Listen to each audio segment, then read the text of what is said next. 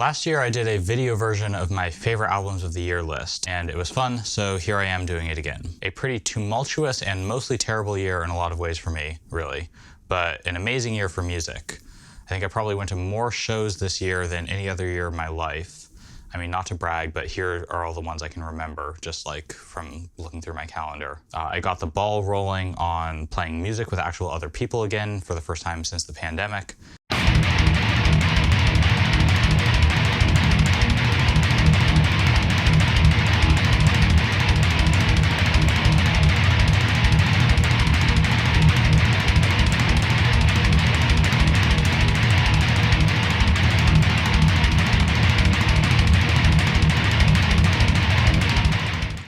And the reason we're gathered here today, a thrilling year for heavy music releases. All of the usual caveats apply. You know, liking any music has a lot to do with a lot of random factors in my experience. You know, like if you're not in the right headspace to listen to something the first time, this happens to me all the time, that you like kind of write it off and then you listen to it years later and you're like, man, how did I miss this? And as usual, this is just the albums I had the most fun with this year. And if you think I'm trying to say that these are like the music theoretically best albums or anything like that, you've probably got to go rethink your life. Okay, before we get to the main metal list, a few appetizers. First, I have to recuse myself putting the Milim Kashat Volume 4 compilation on my main list because it has some of my own music on it. But goodness gracious, is it sick, and you absolutely need to check it out for a very tasty slice of a lot of what's happening in underground heavy music. There's a demo from Afterbirth so raw that it gave me a nosebleed.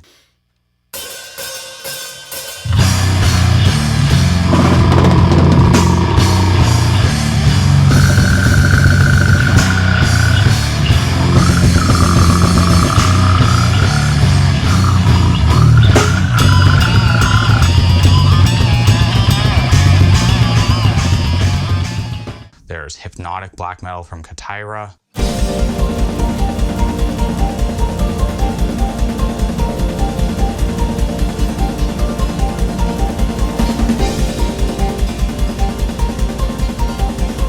An absolutely sick cover of Men at Work's classic Down Under by Spider God.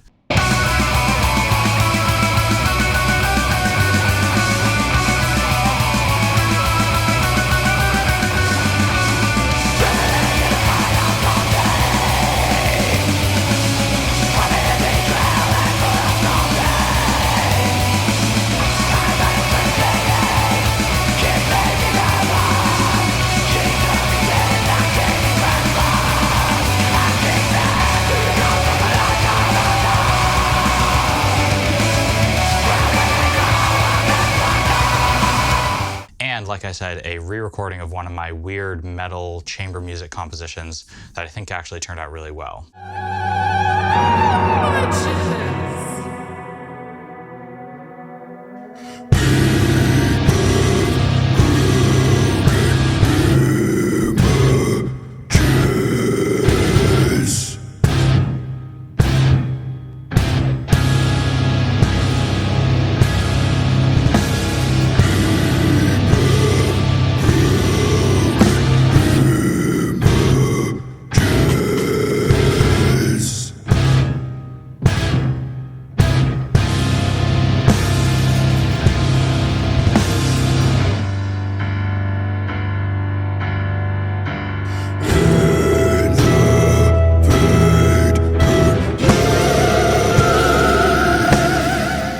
So go pick up that comp if you haven't already. Second, the non-metal stuff. As always, I'm not nearly as plugged into the non-metal stuff as I want to be, but there were plenty of these albums this year that I did catch and felt like instant classics. In no particular order, we've got the surprise new Extra Life album, which is an absolutely amazing mixture of medieval music, art rock, and really bizarre melty compositions with a subtle underlying metal sense of maximalism.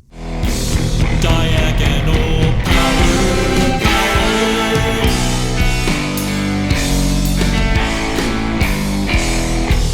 Diagonal power, power.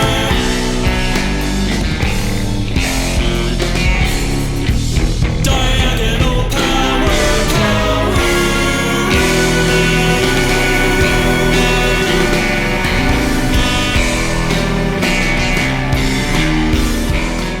There's the new, cryptic, finicky, bleeding-edge jazz from Miles Okazaki.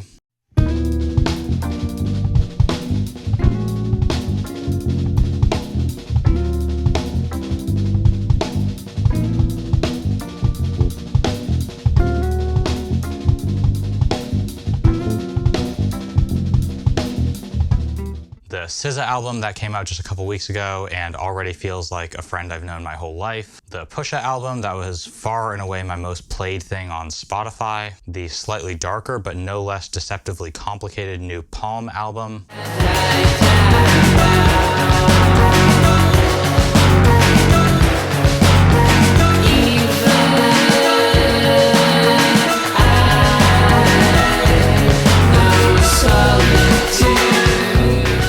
Tim Susko's subtly unsettling microtonal electronic project Trauma Triad.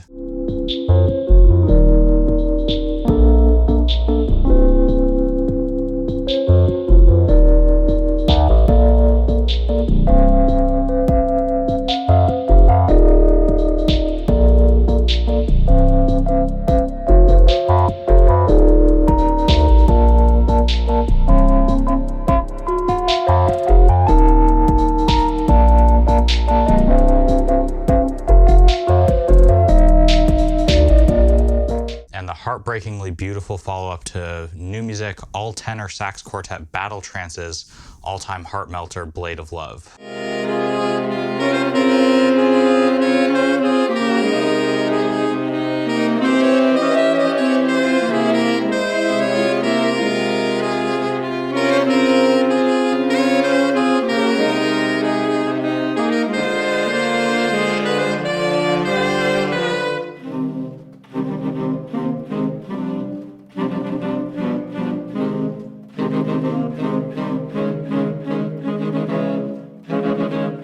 Okay, now for the main course. I couldn't keep myself to 20 or even 22 for 2022, so here are my 25 favorite metal albums from this year. I find myself, as always, being drawn to stuff at the intersection of heavy and complicated, but there's a fair bit of variety in this in terms of, well-known and unknown bands and in terms of subgenre. I also always give a slight edge to New York bands and bands I've seen live and bands where I know the people in them. So, of course, there's always a bias. No one's neutral. And it's also normally harder for established bands to make an impact on me.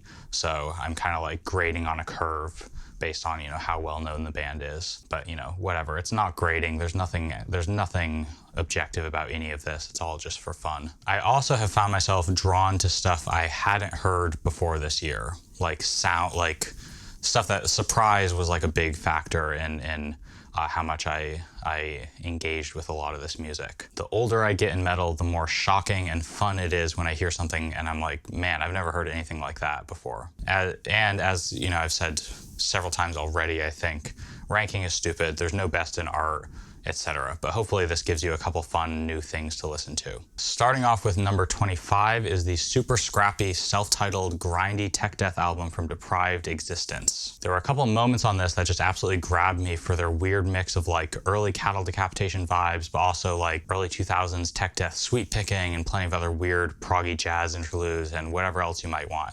And a lot of it just really twisted my face into a grimace when I first heard it, in a good way, like.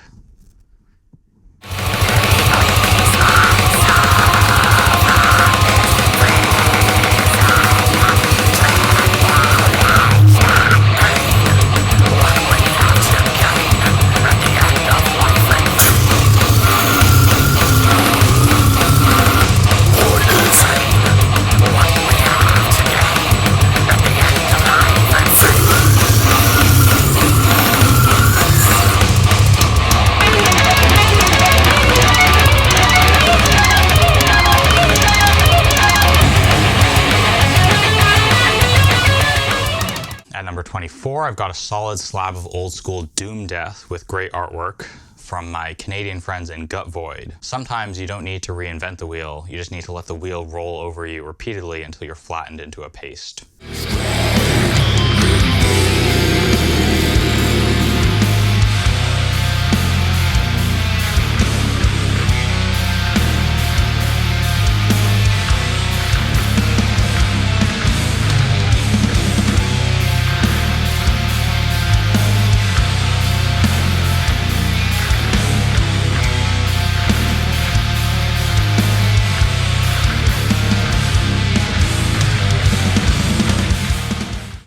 23, I've got Decibel's Number 1, one of the most exciting old school death metal albums I've heard in a while, and an album that emphatically reminded me that all album titles should have ellipses in them. It's just, you know, solid old school death metal riffs in an album about zombies like the good Lord intended.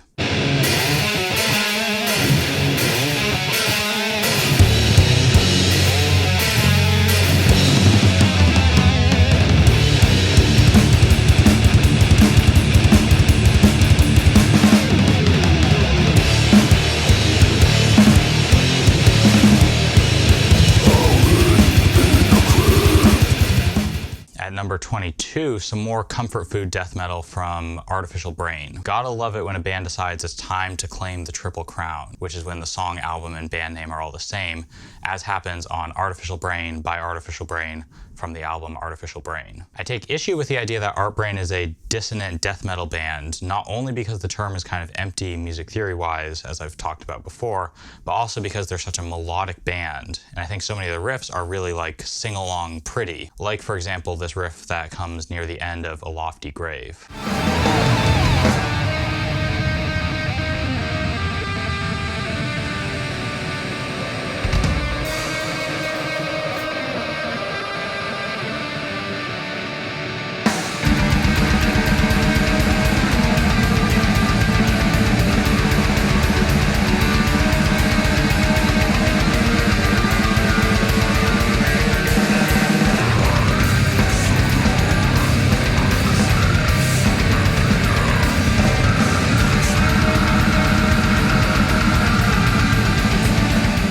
But you know, they also really do slap. I saw them at St. Vitus last month, and my buddy was like, surely we were not going to be moshing to such brainy death metal.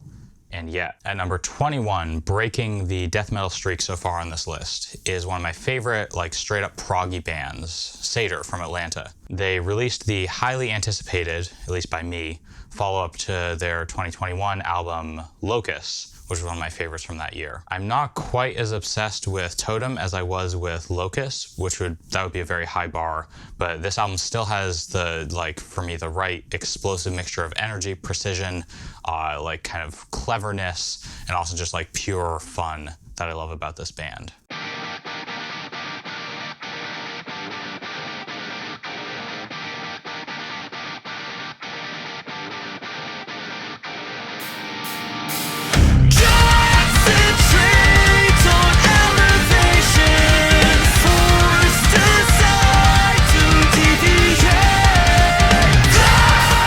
At number 20, what about that new Imperial Triumphant album? Did you have an Imperial Triumphant Kenny G collab on your 2022 bingo card? It feels like they're expanding further and further out into the future, and it's on us to try to keep up, which I love. More abrasive, more improvised, more experimental, very New York, very much yes indeed. I also had the privilege of seeing them live this year at St. Vitus, and they've been touring like non-stop, so you've got to go experience the Golden Ritual if you have the chance. Especially because they're a band that does so much improvised stuff that it really, you know, it's not like you're going and just gonna hear what's on the record. You're gonna hear these like stretched out, kind of spontaneous versions of a lot of these sections, which is really cool.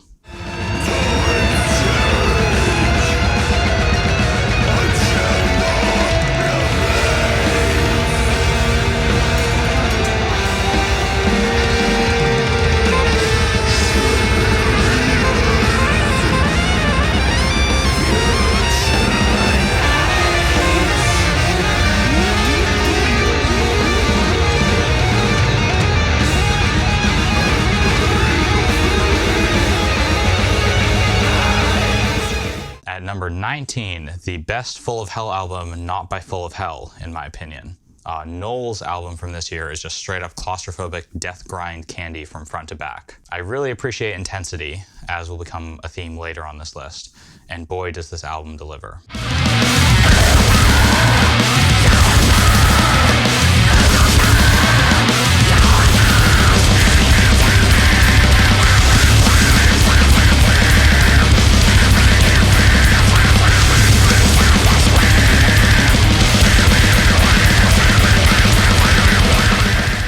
Number 18, I have kind of the opposite. Spacious Ukrainian black metal from White Ward. This album is epic, lush, and beautiful, in a kind of melancholy, warm black metal sweet spot for me. It's heavy in all the right places, but it has lots of space to think in between these. And shout out to Jerome Burns' sick trumpet work on this too, which really gives it helps with this atmosphere of like, I don't know, poignant resignation or something. I don't know, I think it really works.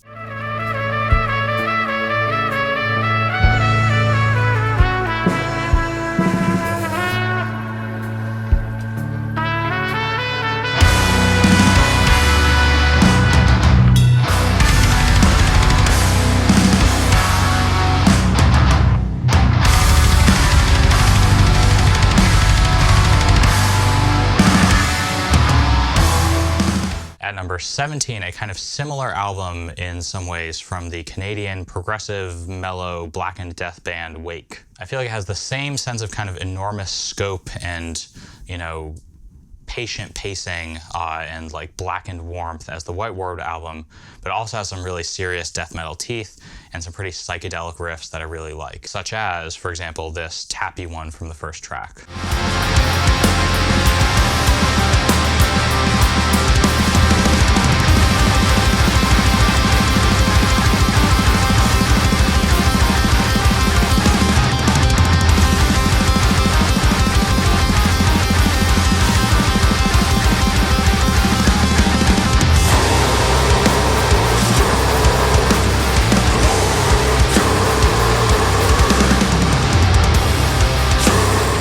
Number 16, a band you've probably never heard of, but one of the most exciting bands from a technical perspective that I've come across in recent memory. Jan is a guitar-drums trio from Norway doing stuff with musical time, especially tempo, that I feel pretty confident in saying is pretty close to unprecedented in metal. And they're doing it to make these hard-hitting, groovy, melty pieces that are very much in the category of I don't know what this is, but I want to move. Which, no offense, it's kind of rare that I hear metal and think, I don't know what this is. I know some tantalizing tidbits about what the next directions for the band are compositionally, and let's just say I'm super psyched to see where this project goes.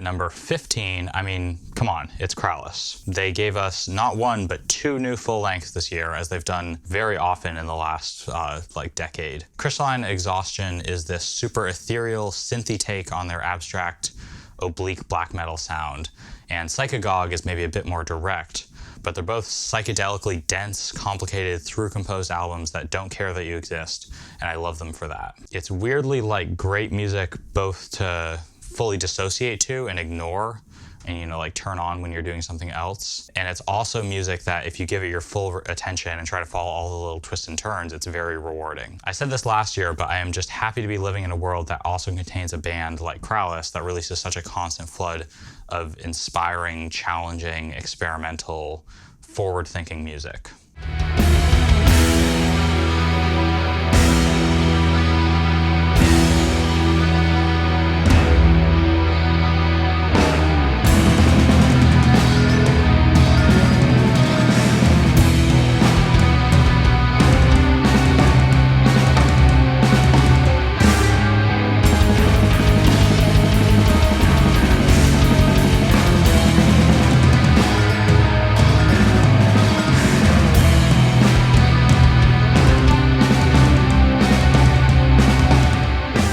Number 14, I've got my favorite Pokemon-named metal band, Haunter. Sacramental Death Qualia was one of those kind of hidden, weird, blackened death metal gems from the last few years for me, and this album is a worthy follow-up.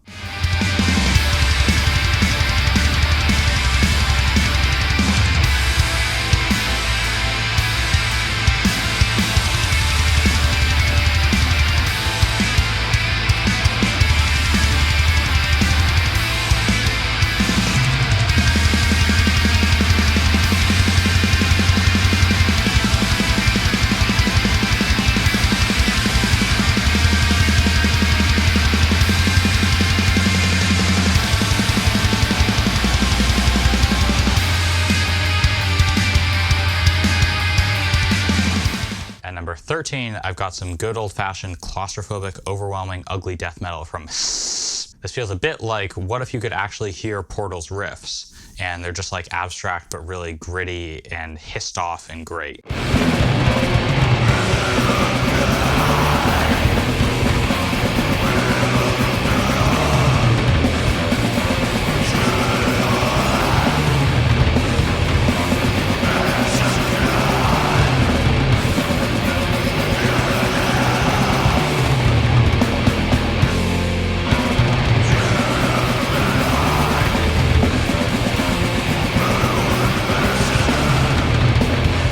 At number 12, I've got a weird, short black metal EP that is up here so high on the list because it's like nothing I've heard before. I mean, listen to this like swirling, microtonal, folk music shifting tempos thing, which absolutely grabbed my attention the first time I heard it, and with which I am still a little obsessed.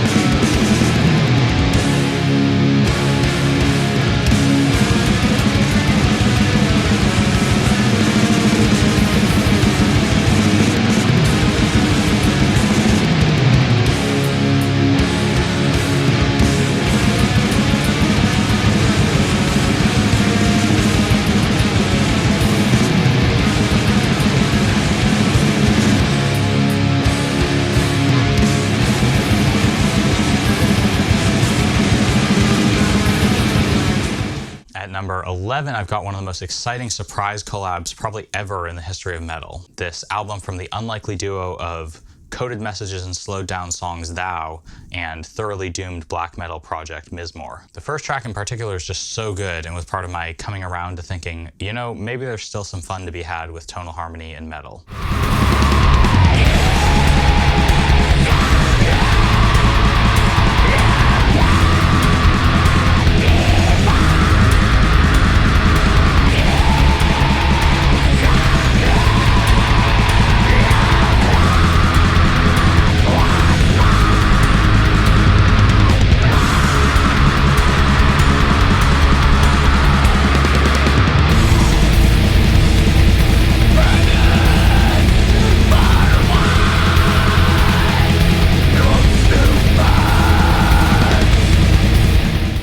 Mizmor's EP was the first new thing from this year that I really got into.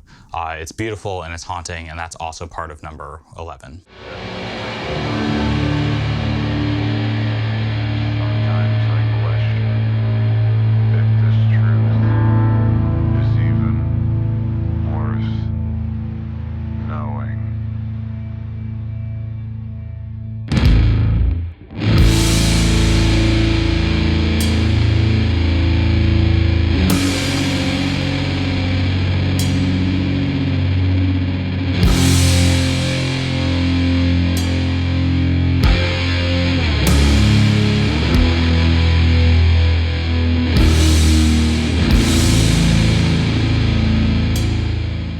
All right, top 10 time. At number 10, I've got this out of nowhere, for me, album from Mesa. This is the first of a few in my top picks that metal purists might get mad about, but there are some moments of brilliance on this album, especially in my opinion in the first half, that still reliably give me chills every time I listen to them, like when the chorus kicks in the first track.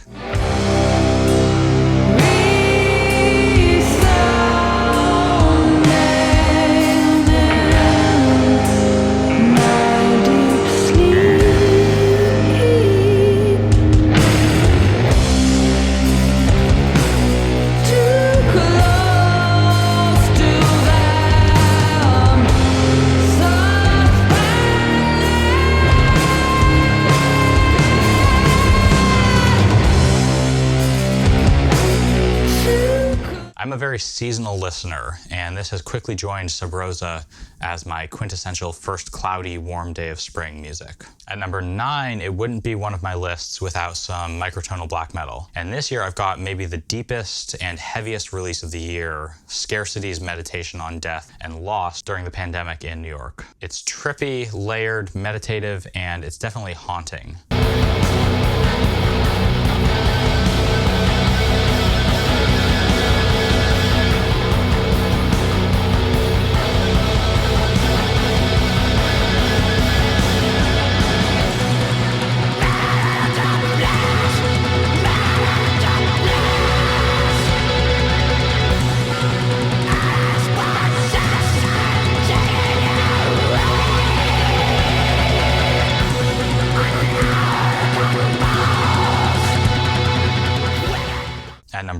I've got Luminous Vault's amazing and bizarre industrial prog thing. I normally don't really dig the industrial stuff, but this album is so cool and balances the drum machine regularity with these like iridescent floating riffs. This riff from Ancient North, for example, with all the space between the chords and the way they hang and decay in the air before bursting in again, all on this robotic grid, is just like very beautiful and evocative and poignant, kind of like grasping at meaning in an increasingly digital world.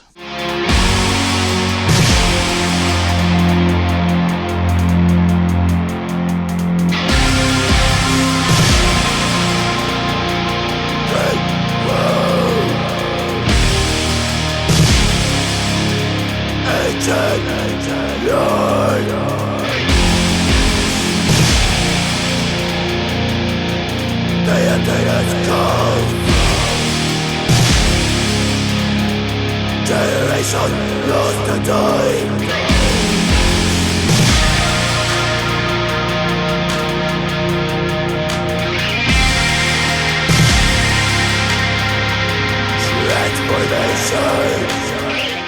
I saw them open for Artificial Brain at that show at Vitus, and they absolutely crushed.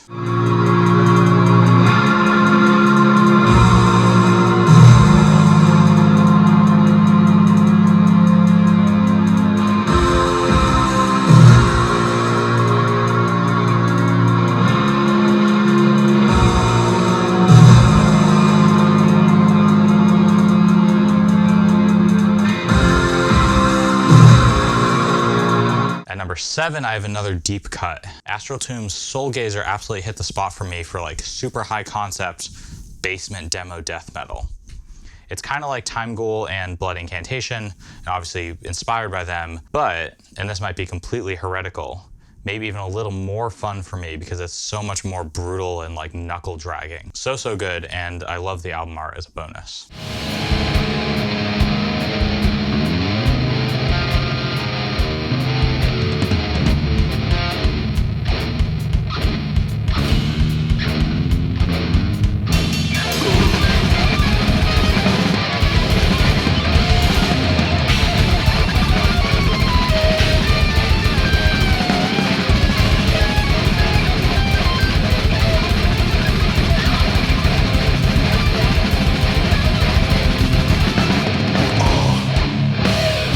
At number 6, it's an album from another super deep cut band. Have y'all heard of Meshuggah? I mean, come on, it's Meshuggah, and this is another album full of instant classics. I think for Meshuggah to get on top of my list, they'd have to do something like really extraordinary, like do another experimental thing like Catch 33 or whatever. And they didn't do that. But this album has so many bops on it, so many of these like really complicated puzzles, and you know, new compositional techniques that I'm going to be teasing apart for years, and there's a really nice dose of just like straight up aggression. So it's, you know, it's got it all.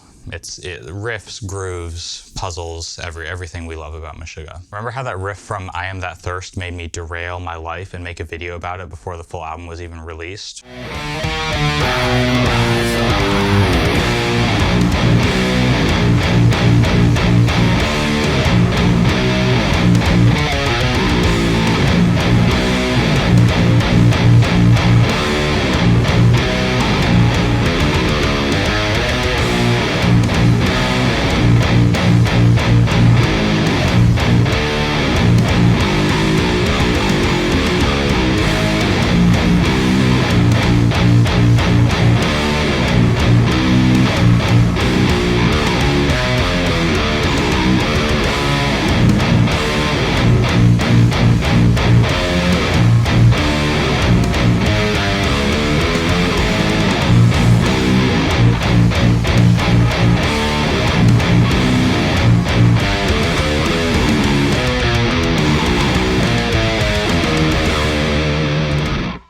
I also love how much of an institution their tours have become. Everyone I talk to seems to agree that this last run was the best they've been yet, and Meshuggah Night is just such a party. I really hope they go back to touring, you know, coming to the US every year. Break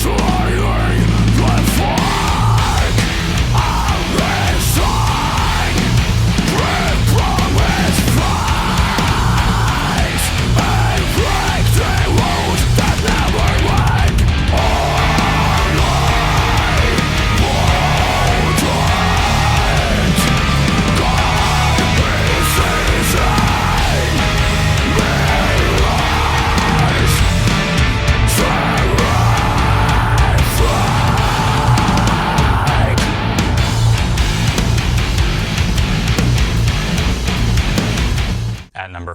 5, I mean, what a year. We also had an Animals as Leaders album released like a week before the Meshuggah album. It may be surprising that I'm putting this ahead of Immutable, but basically I think the Meshuggah album met my expectations, whereas Parrhesia far exceeded my expectations. It's short, but there's absolutely no wasted space. It's all in that sweet spot of groovy, catchy, mind-boggling, and heavy that Animals as Leaders have been carving out for themselves, you know, front to back. I saw them in the spring at Irving Plaza, and the crowd was so rowdy, like moshing before they started playing and moshing during Brain Dance rowdy. And it was just so fun. If I had to pick a favorite moment on the album, it might be this last version of the riff from Microaggressions. That bam bam bam,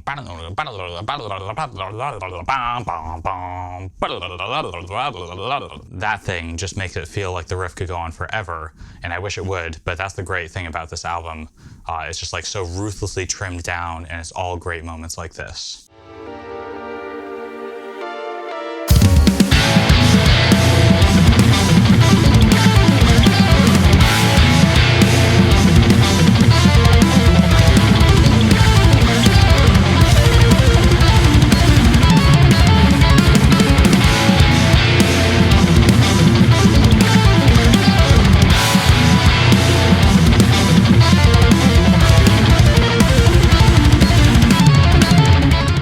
Also, the very end of the album, where Matt plays with all these different grooves over the stupid heavy chuggy riff, is absolutely amazing too.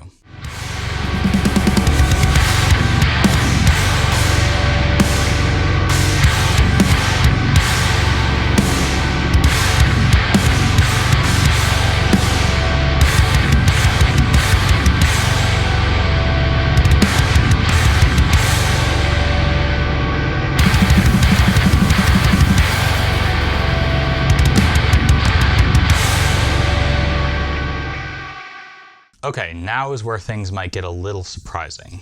At number 4, I've got the frenetic, shape-shifting thing from my favorite football team, the Dallas Cowboys. I don't know, man. This album just has more energy and more like exciting stuff happening per second for my weary ears than anything I'd heard in a while when it came out. Lots of honest-to-goodness heaviness and intensity, these whiplash changes, the samples and soft parts that I actually like. I mean, what's not to like? Here's a little alternating tempo riff thing from the title track that is one of my favorite moments on the album. Can you admit that you're wrong? So apologize, 'cause your bank account doesn't care if your friend dies. I'm sure you're just as pissed and world-weary, but I don't think that means you're above any of us. Every line is an albatross, an interruption of scripture stars.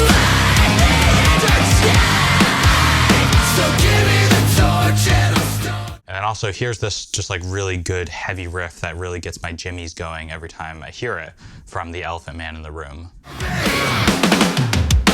for this world! Whatever we get, we fucking deserve! Trapped in a casket, my darling, she loud hands on her dead bodies, warning I pray my violence to not be inherited! At number 3, I've got the grind masterclass that is Cloud Rat's Threshold. They were like, what if we made a grind album that was just good parts? Like just riff after intense riff. And I said, I've been waiting my whole life for this, thank you. Like, there's contrast, but it's all contrast between different versions of breakneck heavy riffs. Check out this really sick breakdown in the first track that sounds like it could follow that trend of, in a bunch of recent stuff, of doing the swung breakdowns, like in Double Helix of Extinction. Covered is a zombie getting, love tragedy. But instead, they play it straight, and it's just so darn good.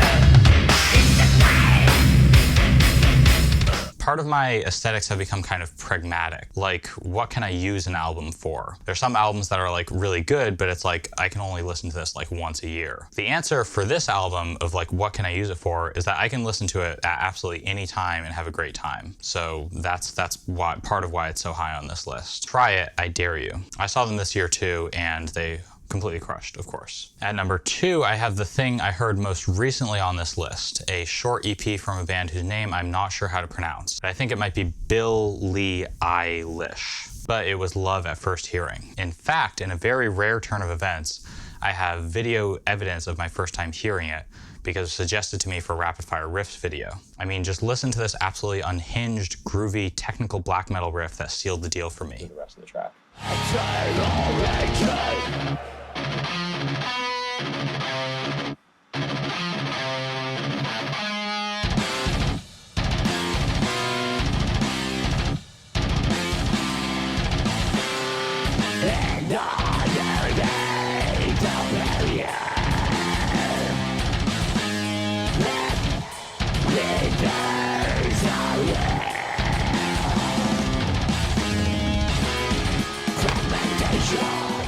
This whole album is abstract, meticulously composed, obtusely dense and complicated, but also groovy and heavy and immediate in a way that honestly reminds me a lot of what I'm trying to do with Florid Ecstasis. So happy I found this. Thanks, Tim, for suggesting it. I mean, the album starts like this. What more do you want from me?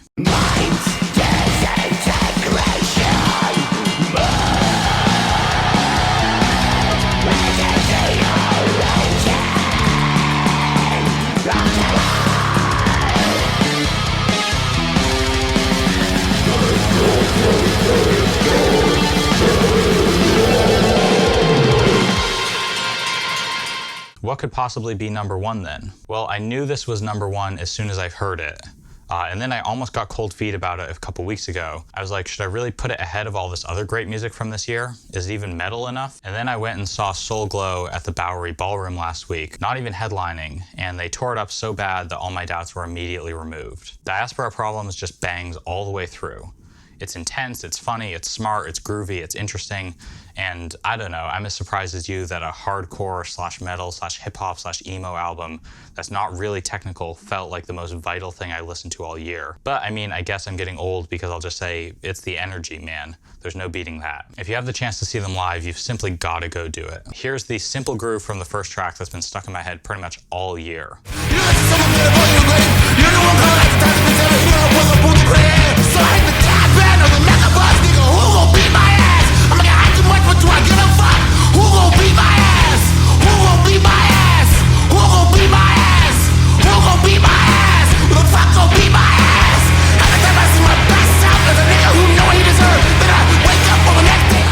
If it works, and boy does this album work. Thank you everyone for sticking around. Please argue for anything you think I missed in the comments, because I always have like 5 or 10 albums from a year that I didn't give a chance or I didn't listen to at all that later end up becoming favorites. So help me figure out what those are from this year. For example, I just checked out the Blind Guardian album after reading Stereogum's great year-end list, and it's so damn fun and catchy that I have a suspicion I'll be listening to it a lot more. Like, listen to this little Picardy third hook in Violent Shadows and tell me you don't just want to hear that 1,000 times more. Ancients never ended. Save us, set us free. Sky dancer, down where the violent shadows breathe. Hiding beyond the woods. Sky dancer, hide where the violent shadows scream. And to finish, an announcement that I've made in the last 2 videos and various other places, but I am making for real here. I'll be putting this channel on hiatus for the next 6 months or so. I am sprinting to finish my dissertation this year faster than I originally planned, for reasons that I'm very happy about, but it will require putting on blinders and not spending a ton of time doing YouTube videos if I'm gonna write like 100 more pages of academic stuff in the next few months. Patreon people, I'll be pausing billing until I'm back, so don't worry about that, but also no hard feelings if you jump ship. And thank you all for the support. Stay metal. I'm excited to make my triumphant return in summer 2023. Until then, see ya.